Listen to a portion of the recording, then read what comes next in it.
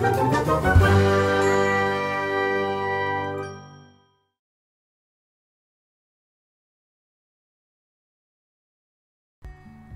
everyone!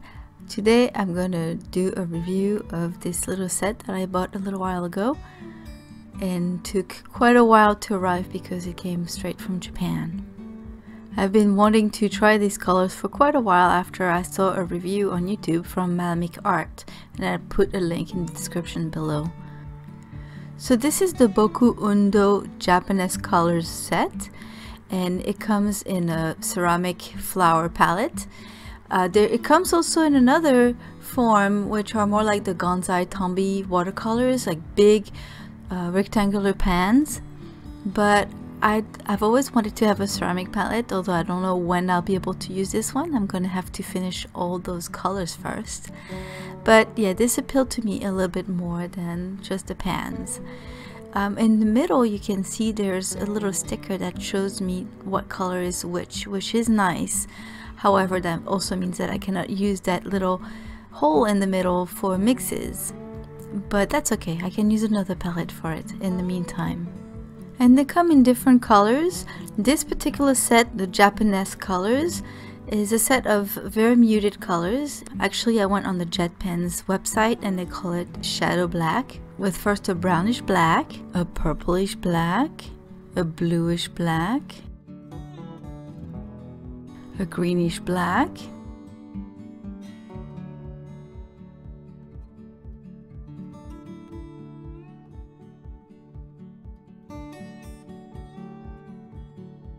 a yellowish black,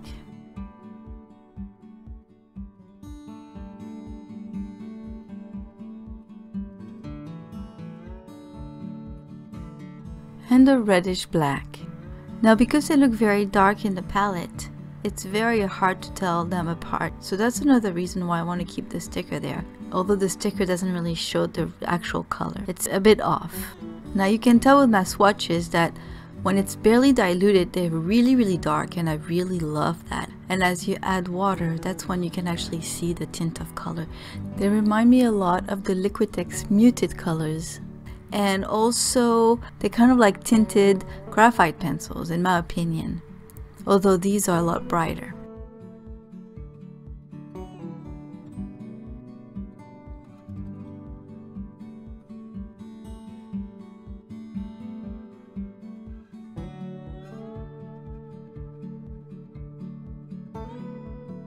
So these paints lift really well, whether it's in the area that's more diluted with water or in the area that's nice and thick.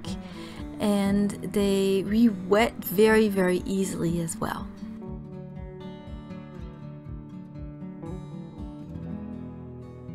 Something that I like very much is that they dry matte, and it leaves a very nice finish to them.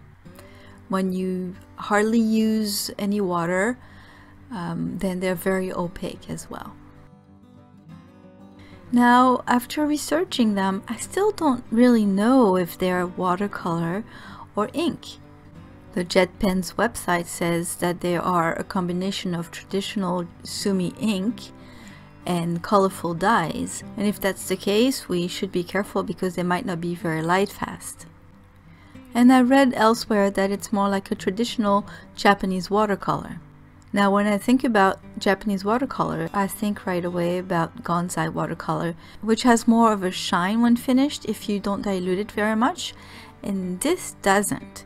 So it could be Japanese watercolor but a different type, not Gonzai, or maybe the binder is different. I'm not quite sure, and especially since I don't speak or read Japanese, so I do not understand anything that's on the box that it came in. So I don't know, but they do very much work like watercolor. The pigment load is great. You barely need to put your brush on the paint to get a lot of color, and they blend really well. They spread very nicely in water. And one thing I noticed, and mind you, I'm using a 140-pound watercolor paper, and it's Arch paper. It's cold press. It's really good paper.